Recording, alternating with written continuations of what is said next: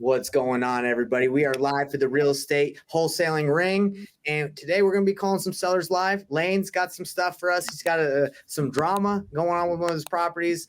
Hey, we saw it coming, but we're going to be talking about it. My name's Nathan Payne. Been in the game for several years now, done several deals, and we're coming to you live because I come in here because I like to do deals and I like to network with people. That's me. Nathan Valley, who are you? What's going on, guys? My name is Nathan Valley. I've been wholesaling for about 5 years, done a bunch of deals, a bunch of different states. I'm known for locking up over 100 contracts in a single year. I also did a 30-day challenge a while ago to where I picked a totally brand new market, no contacts, no resources, nothing, and did a $20,000 deal in 30 days without spending any money on marketing. So that was pretty cool. And Lane, how about you, brother? Hey, how is everybody? Hope everybody's good today. I'm coming here from Arizona. I've been wholesaling for the past 15 years, bought thousands and thousands of properties. You know, this game, it's not even a game, but it's a fun business to help people. We deal with distressed sellers, all sorts of problems, divorce, inherited properties, houses that are just too ugly to even sell on the open market. The process is easy, right? It's you find a distressed seller, you get it in contract, you sell that contract. 3 steps, 1, 2, 3, closed.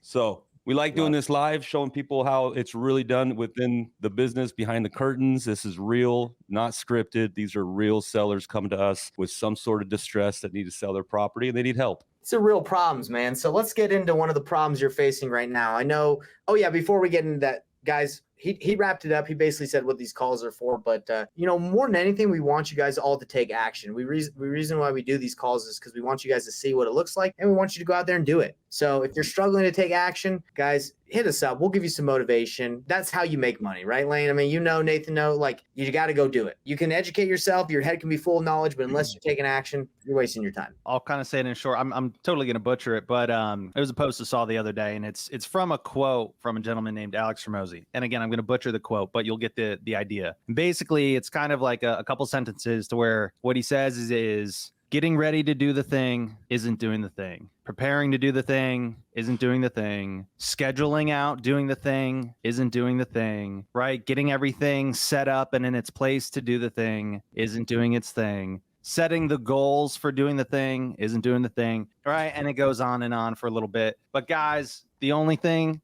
with doing the thing is by doing the thing, right? When it comes to wholesaling, getting on the phone is doing the thing, right? So all that other stuff put aside and just do the thing. Get on that phone. Yeah, we need to shorten that up next time, Valley. But that is true. Well, that's all our time for today, guys. Yeah. Oh, having that been said, see you guys later. Okay, yeah. All right.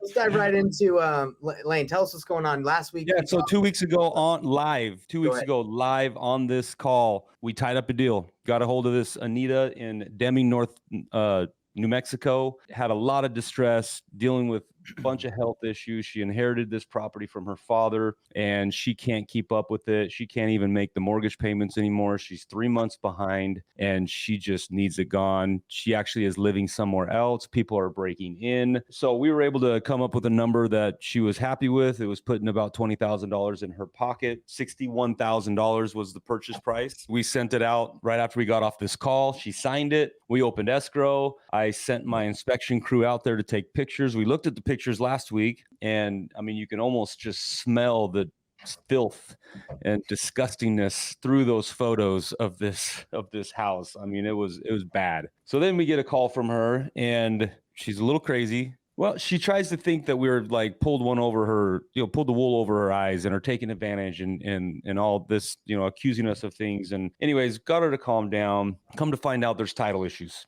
So she's inherited this property. She said all the issues were worked out through probate, whatnot. Because when you inherit a property, it doesn't mean that you can just turn around and sell it, right? And issue clean title, right? I mean, the owner of record is still her father. He is deceased, so they got to find that death certificate, provide the death certificate. If he does not have an estate planned out that has her appointed the authority figure to be able to sell that house, you got to go through probate, and probate is like the entire process. So we're trying to figure out right now if she's got to go through probate or not. I've got her a couple probate attorneys recommended to her, so we'll see. This could be a 3-month process on helping her, and all the while she ain't gonna make that mortgage payment. So it just, just keeps getting tougher and tougher. Wholesaling doesn't have to be complicated or lonely. Join my free Facebook group, Painless Flipping, Wholesaling Real Estate Simplified, where we're building a community of wholesalers crushing their goals. You're going to get access not only to free training, but tools and even one-on-one help to land your next deal. The link is in the description, so don't miss out. Let's get down to the nitty-gritty. Any offers so far on the MLS that you put it on? Not yet. What triggered her kind of getting it? Did she see it listed on the MLS or something? No, she tried to. So we use an attorney in fact, right?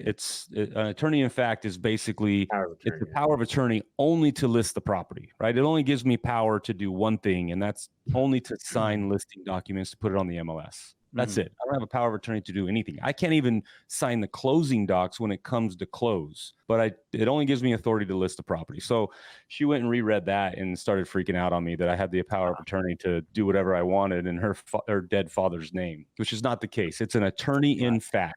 AIF is the acronym we use all around the office. And it's a good thing to do when you have these properties that are in small towns and they're vacant. You don't got to deal with anybody living there. You can find a local agent to throw it on the MLS for you. And if you can't find a typical fix and flip cash buyer, you might be able to find an end user that is getting it at a huge discount that wants to fix it up and make it their own home. That's how I sold the house in Del Rio, Texas, on the border of Mexico. Straight, they're having huge problems with Mexicans just going across the border and just taking over that town. But yeah, it's super small. And that's how I sold my property, just thrown on the MLS.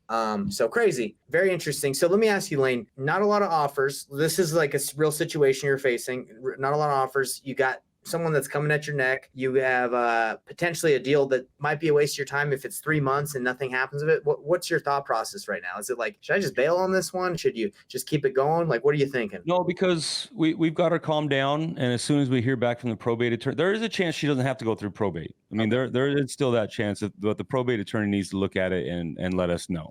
Basically, I mean, correct me if I'm wrong, Nathan Payne, but I mean, the long story short on what a probate is basically a probate attorney reaches out to the world to see if there's anybody else out there that has claim to this property. Yeah. Because a title company does not want to insure title insurance if you haven't gone through probate, because maybe down the road someone could come back and be like, hey, I had rights to that house too. Right.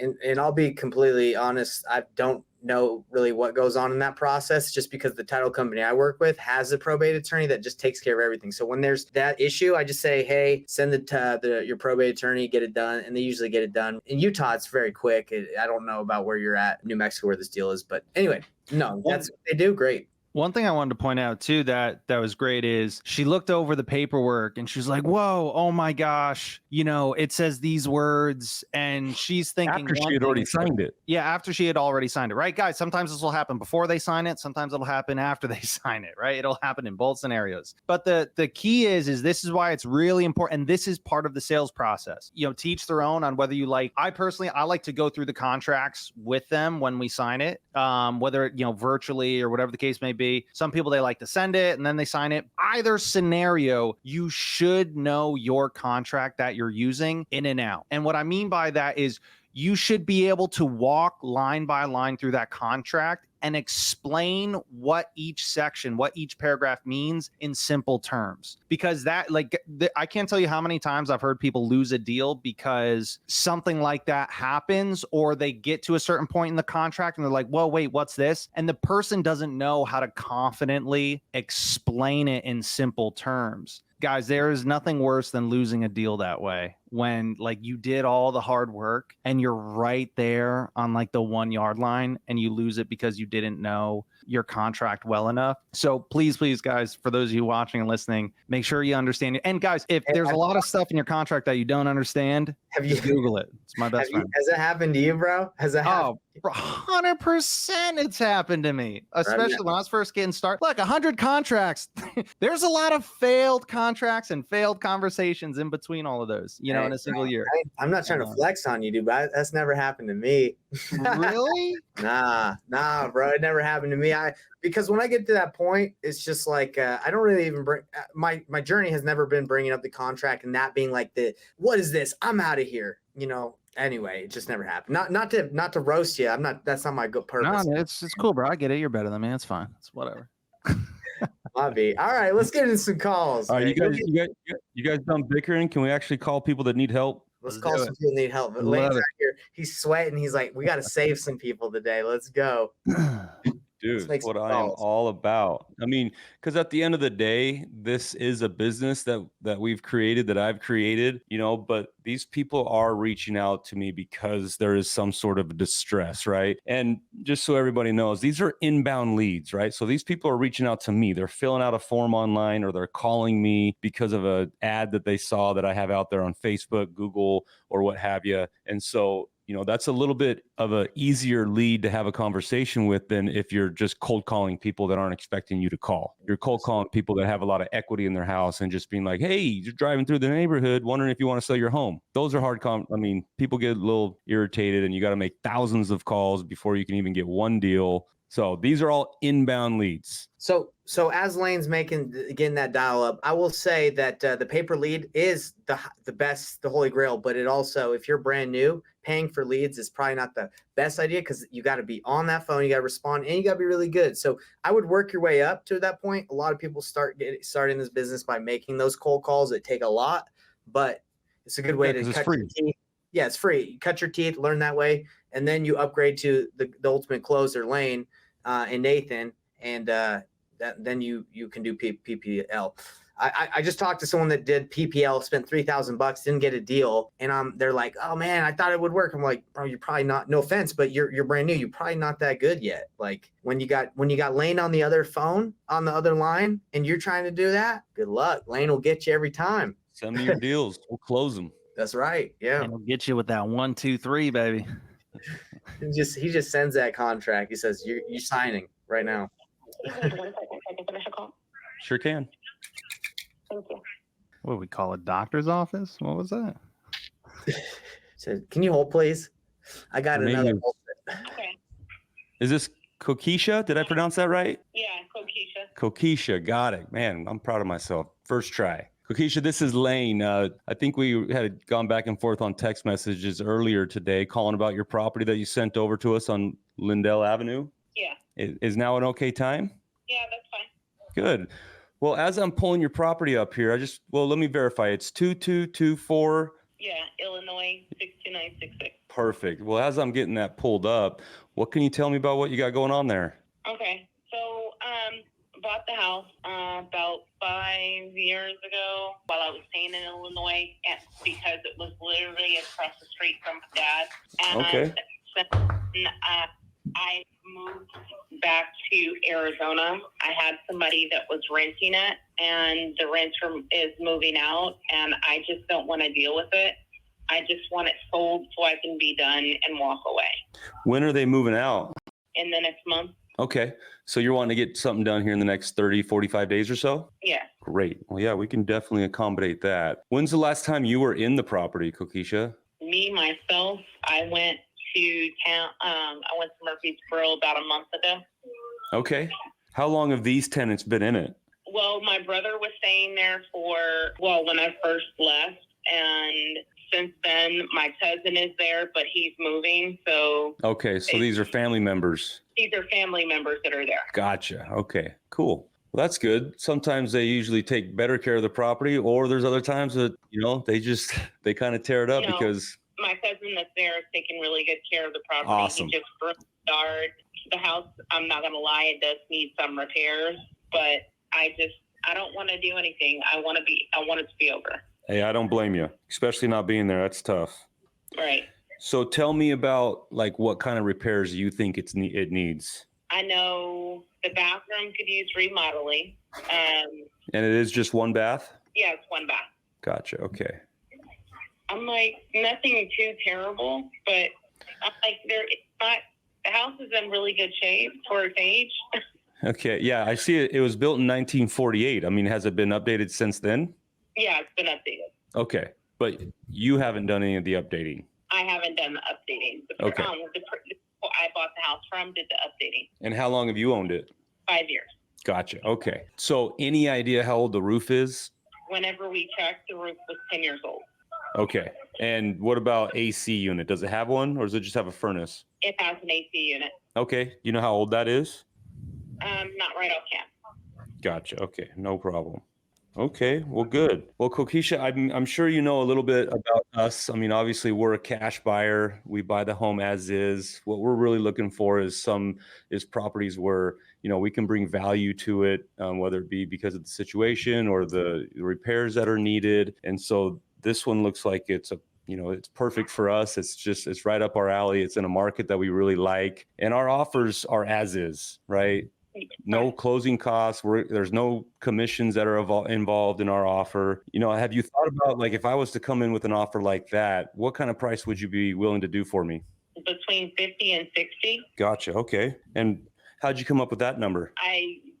Between me and my sister, we looked up to see what the house was valued at on with Zillow to see where we were, and we saw that it was like 86 there. And my sister was like, "You can't ask for 86." Well, yeah, that'd be great. Right. It of course, in a perfect world, 86 would be wonderful. But she was like, "Just make sure you knock off what figure needed $5,000-$10,000 in repairs, enough for them to still make whoever's going to buy it to still make a profit." Yeah. Well, I like where your mind's at, because that's exactly how it works. If you find a value online, whether it be Zillow or Redfin, Realtor.com, that value that you're seeing is assumed that property is fixed up. And it's also what you're going to sell it for on the open market, hiring a realtor, paying commissions, paying closing costs. So if you do want to sell it for 86, by all means, go fix it up, go hire a realtor, go do all the work to do it. And that's about what you can sell it for.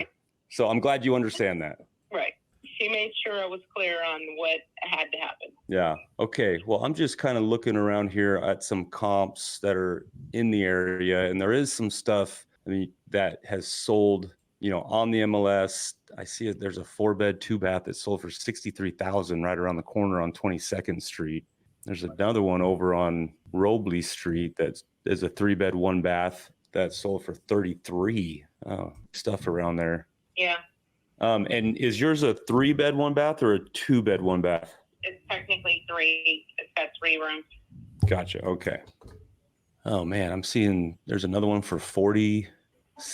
Well, there is one here for 71, and it's also a 3-1, and it's been all repaired and everything. Man, I just roughly, looking at it here real quick, and the stuff that is fixed up, I'm not sure I'd be able to get to 50. What do you think? Like, if you can't get 50, what's plan B?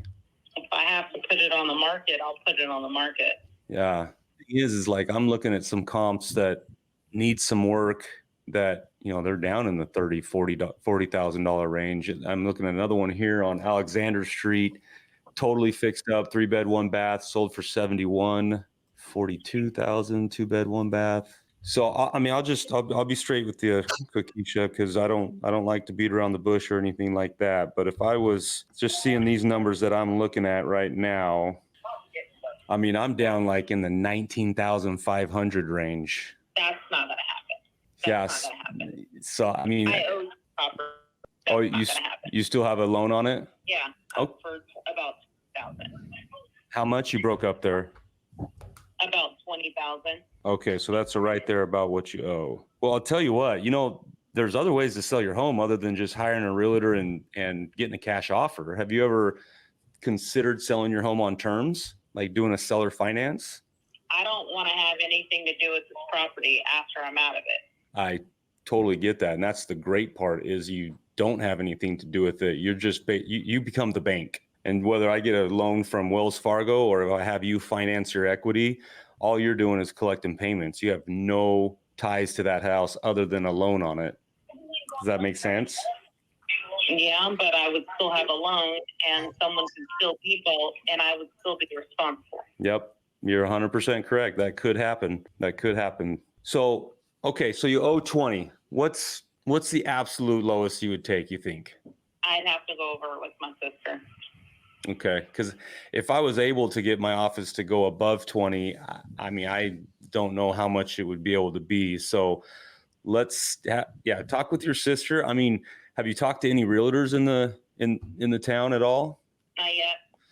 Okay. Because that might help you out too. I'm just trying to, because I'm looking at the comps here that have all sold, and there's just a lot of cheap stuff in that neighborhood is my only concern. So there's one other option I can talk to you about that we offer. And I have to get it approved. I'm not even sure if I would be able to get it approved after taking all the information from you, but it's called our accelerated program. And basically what we do is, we know that we're really good at marketing, that's how you were able to find us. And what we do is it's just like a net listing, right? We agree on, I can pay you a lot more. It just takes a lot more time. It'll take, between 45 and 60 days instead of just the quick close.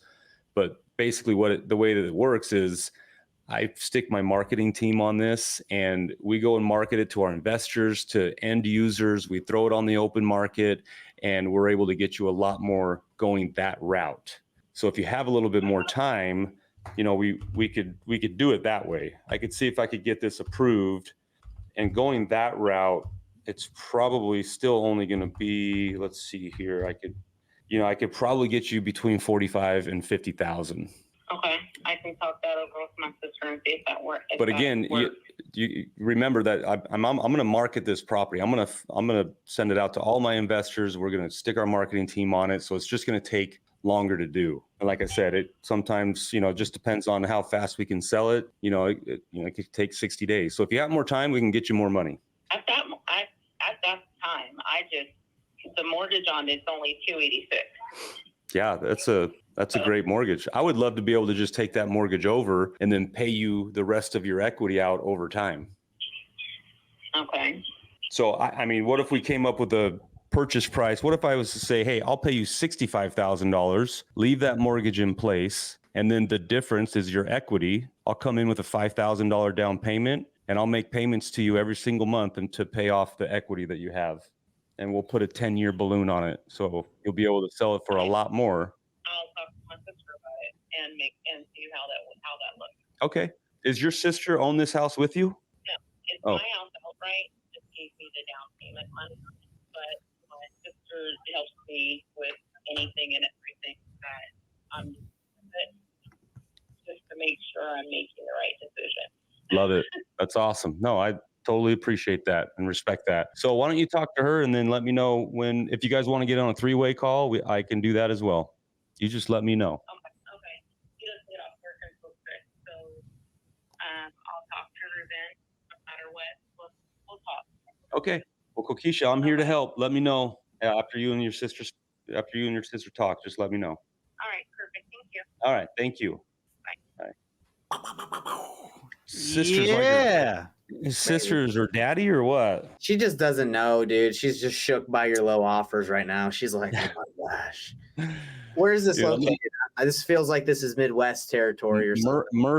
Murfreesboro, Illinois. Oof. I mean, it's a small town. That's why, I mean, the novation route is really the right way to go on a deal like this. And I call it our accelerate. Yeah, I call it our accelerated program. Basically just says, hey, we're going to go put it on the market and help, get it sold for you. You said net listing. I'm curious. Like, do you usually use that term or not? I do sometimes, and it just goes over a little bit better. It's easier for them to understand. Because I feel like every time I say that word, people are like, "Oh my gosh, no!" Like they like get crazy on it because it's technically illegal if you're a real estate agent, like in Utah and I think in general. So I didn't know how your reaction. No, I think that's state by state. Okay, yeah, it's illegal. Yeah, state by state. But but you're not an agent, so you're not technically doing it. A net listing, I think, is like, hey, we're gonna list it for this, and you're gonna pay me anything above that I make on top of what we list your house. But yeah, I'm gonna go find a realtor to list it for me, right? Yeah, and then you're gonna work out, hey, you're gonna get this, and then I'm gonna make the difference, right? Hey, I got a live call coming in. Oh, snap. Oh, never mind. We missed it. Did you want to call it back real quick? Yeah, let's see. I just don't know if somebody else on my team answered it. That could have happened. Yeah. Hello, is this David? Yes. David, hi. My name is Lane. I just missed your phone call. I believe you were calling us back. Yeah. How are you today? Good. Which company is We're with Easy Home Buyer, and I believe you had filled out one of our forms. You had filled out one of our forms about your property that you want to sell. No, not selling. Did you say you're not selling? I had that. I sold already one I had. Yeah. So did you sell the one that's on 102 White Street? Yes. Okay. All right. Well, I appreciate you calling in. Thank you. Bye. Why are you calling me? One thing that I like to do, and guys, when someone says they've sold it, always be like, oh, okay, got it. So like you have another buyer, you made it to the closing and you already got the money for it. Because a lot of people will be like, oh yeah, my house is already sold, when it's like, oh, we've got a friend that said they want to buy it. And there's like nothing even close. But one thing, going back to your previous conversation with Kokisha, I believe it was, one thing that you did so well was, guys, did you notice we talked about 3 different types of offers? We talked about a cash offer, or well, Lane talked about a cash offer, right? Terms and a novation. Did you notice how all 3 of those options, he didn't get technical with any, it very simple, and just getting the idea of what that option is. Hey, you can sell on terms to where I take over the payments and then I pay you out on what's owed you. Hey, it's kind of like a net listing to where you're guaranteed a certain price and then we're able to do whatever else with it. Hey, a cash offer where, we buy it as is and close quick. You're just trying to get the seller to understand the concepts. We don't want to kind of put them to sleep and scare them away with all the technical terms, that they may or may not understand.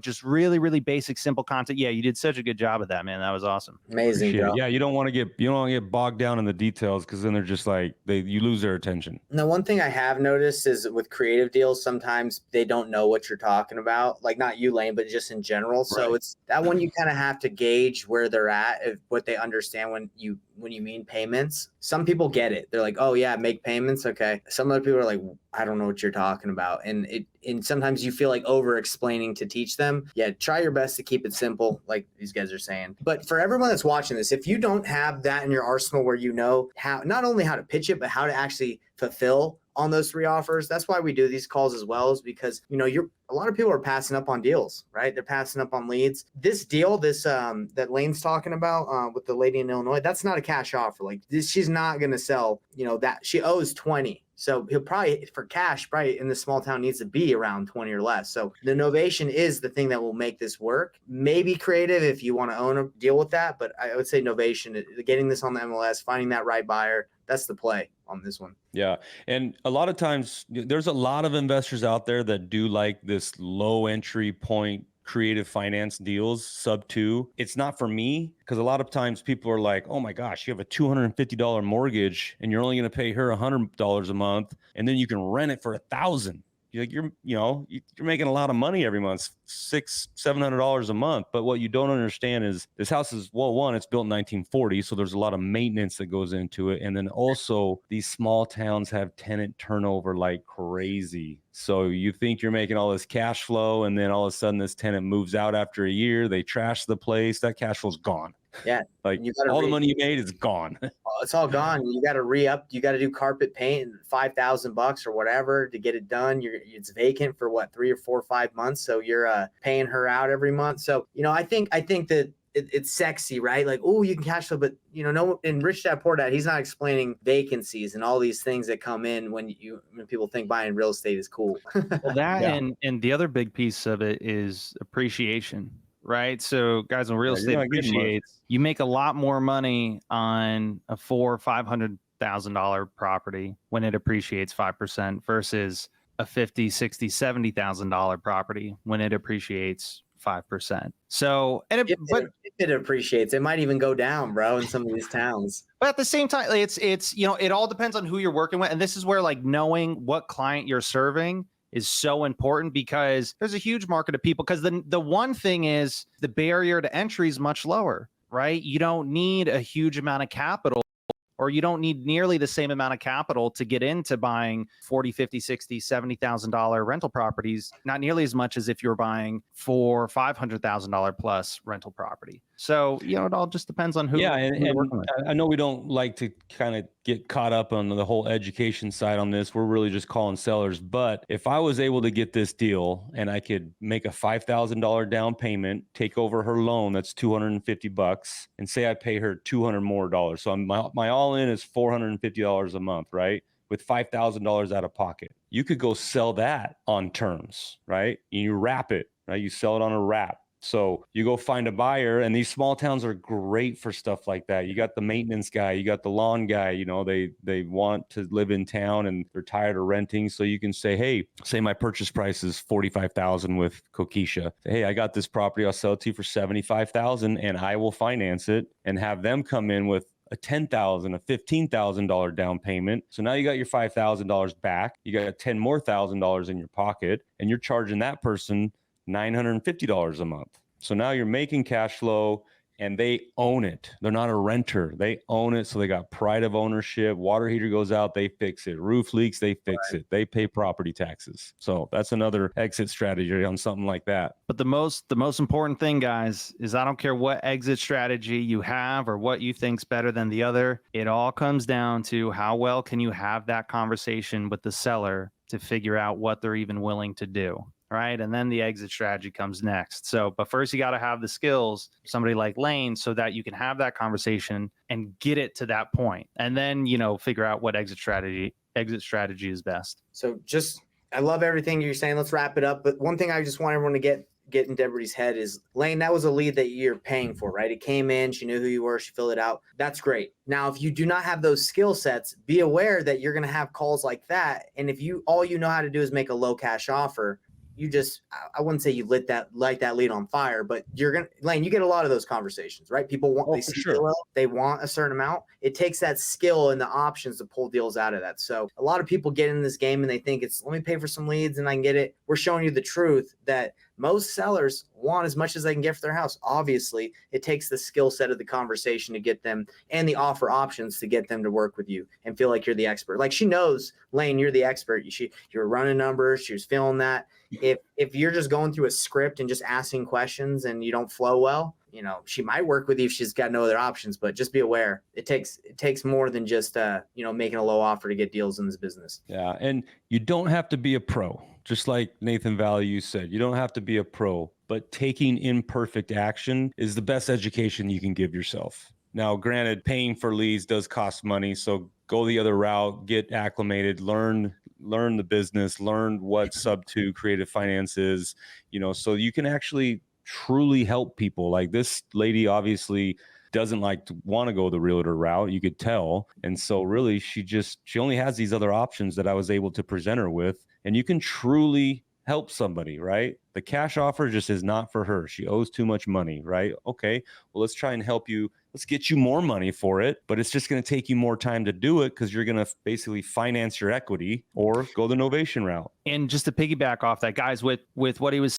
saying, you don't need to be the pro, 100%, right? Again, just have a genuine conversation and try to help that person. When you get it to a point of, oh, okay, this sounds like it might be some type of seller finance or creative deal or a novation or whatever, guys, all you have to say, it's very simple. You can say, hey, Mr. and Ms. Seller, look, I'll tell you what, I don't typically work with that specific type of situation, but I know somebody that's an expert in that scenario. I'll tell you what, let me reschedule a call with you for tomorrow at 3 p.m., whatever. Let me connect with my relationship and see if he's able to help you out. Because if he is, nobody's going to be able to come close to helping you the way this person would be able to. And then, guys, that's what opens up the door for you to reach out with someone that is an expert like Nathan Payne or Lane or myself, and then you can partner with somebody that does have those strategies, and then you can still do these deals. And that's how you're able to maximize on all these leads without necessarily having to know the ins and outs of every exit strategy. That's why JVing with people, especially early on, is so important, so that you can maximize every possible lead that you have. And again, Lane, I know it's pretty easy to get a hold of you, right? What is it? Website Exactly. or? Yeah, you can just DM me HOV Lane on Instagram, Facebook, on YouTube. Yeah, I've got a link tree in my on my Instagram page, so you can find me easy. I'm available. I love getting on calls and helping people. If the cash offer isn't working and you need help closing a deal or dispoing a deal, I love it. Yeah, Lane is perfect if you have a deal, and if you're interested in getting into this game and you need some hand holding, if you want someone to do it for you, like in the whole process and showing you the whole thing, that's what we're doing at Painless Flipping. We're taking the pain out of the flipping game right here. So anyway, we're here to serve. We like what we do. And yeah, that's it, guys. You guys got anything to say before we wrap up? Thanks for joining. Let's do it again next week. That's what we do. All right. Catch you guys later. Later, guys. All right, so here's your next step, everybody. Join my free Facebook group called Painless Flipping, Wholesaling Real Estate Simplified. If you're ready to take action and close your deals faster, this is where you need to be. You're going to be getting live trainings, free resources, and support all along your way. Link is below in the description, so just click it there. And don't stop there. Watch the next video here to learn more about wholesaling strategies that will help you get your next deal faster. Click it now, and let's keep the momentum going.